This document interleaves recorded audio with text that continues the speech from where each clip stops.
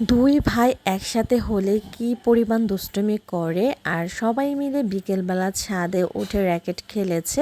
আর অনেক দিন পরে আমরা কাজিনদের সাথে রাত জেগে আড্ডা দিয়েছি, লুডো খেলেছি, খাওয়া দাওয়া করেছি। ফ্ল্যাশব্যাক।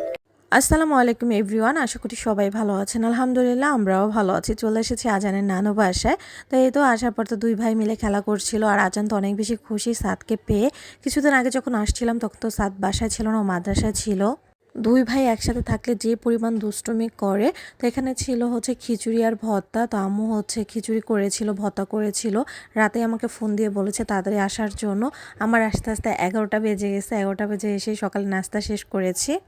এসে দেখি স্নেহা হচ্ছে চুল রিবনিং করেছে, ভাবি করে দিয়েছে। যেহেতু ভাবি পার্লারের কাজ জানে, ভাবি বাসায় ওকে করে দিয়েছে, খুবই সুন্দর হয়েছে। তারপর হচ্ছে রান্নাবান্না শেষ করে ভাবি সব কিছু ক্লিন করেছে, যেহেতু আমাদের বাসায় হচ্ছে মেহমান আসবে, তাই রান্নাঘর সব কিছু সুন্দরভাবে ক্লিন করে রাখা হয়েছে। তারপরে চলে গেলাম বারান্দায়। বারান্দায় গিয়ে দেখলাম গাছগুলো সব মরে গেছে। আর শীতকালীন মেবি হচ্ছে গাছগুলো এরকমই হয়ে যায়। আমার বাসার যে গাছগুলো ছিল সেগুলো আমার ফেলে দিতে হয়েছে, সবগুলো গাছই দেখলাম মরে গিয়েছে। তো আমরা এখন যাবো ছাদে। তো আগেই হচ্ছে আজান, তারপর হচ্ছে আলিফা, স্নেহা, সাদ ওরা চলে গিয়েছিল। পরে আলিফা আসছে আমাকে নেওয়ার জন্য। এসে দেখি সাদ ওরা সবাই মিলে হচ্ছে র্যাকেট খেলছিল। আমিও লাস্টে সাদের সাথে খেলেছিলাম, সেই ভিডিওগুলো আর করা হয়নি। আর আমার আজান বাবাও খেলছিল দেখেন। আর এখানে দেখেন সূর্যটা মাশাআল্লাহ কত বেশি সুন্দর দেখাচ্ছে, পুরো লাল হয়েছিল। ভাইয়াদের এই ছাদটা অনেক বেশি বড় আর অনেক সুন্দর, মানে চারপাশে অনেক সুন্দর ভিউ দেখা যায়।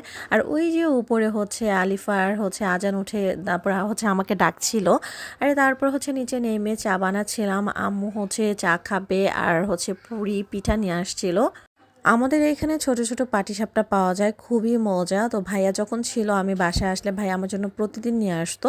ওইটাই আম্মুকে বলছিলাম, তো আম্মুও দেখলাম আমার জন্য নিয়ে আসছে এই ছোট ছোট পাটিসাপটা। আর অনেকগুলো নিয়ে আসছিল, সবাই নিয়ে গেছে, মানে আজান তারপরে হচ্ছে সাদ ওরা খেয়েছে।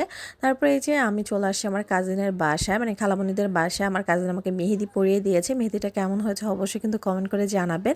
তারপরে আজানকে দেখেন, তার মামা তার জন্য এত এত খাবার নিয়ে আসছে।